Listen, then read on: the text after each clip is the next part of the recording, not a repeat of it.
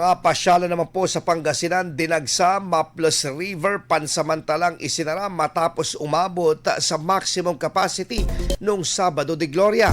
Para sa detalye ng balitang yan, nagbabalik Idol Neil Moyano. 104.7 IFM Report.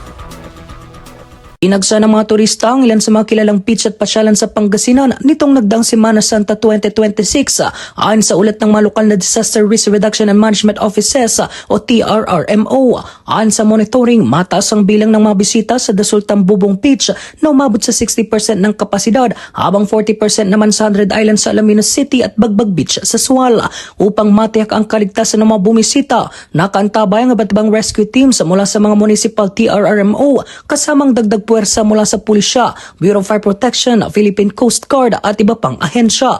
Samantala, dahil naman sa dami ng turista, pansamantalang isinara ang Maples River noong Sabado, Abril 4, 2026 matapos maabot ang maximum capacity nito. Ayon sa lokal na pamahalaan, layunin ng hakbang na ito na maiwasan ang sobrang dami ng tao at mapanatili ang kaligtasan ng mga bisita. Patuloy na minomonitor ng mga lokal na pamahalaan ang daloy ng mga turista sa mga beach at pasyalan habang hinihikayat ang publiko na sumunod sa mga health at safety protocols. Kasama mo mula rito sa FM News Tagupan, ito si Idol Neil Moyano, Tatak IFM. IFM News. IFM News.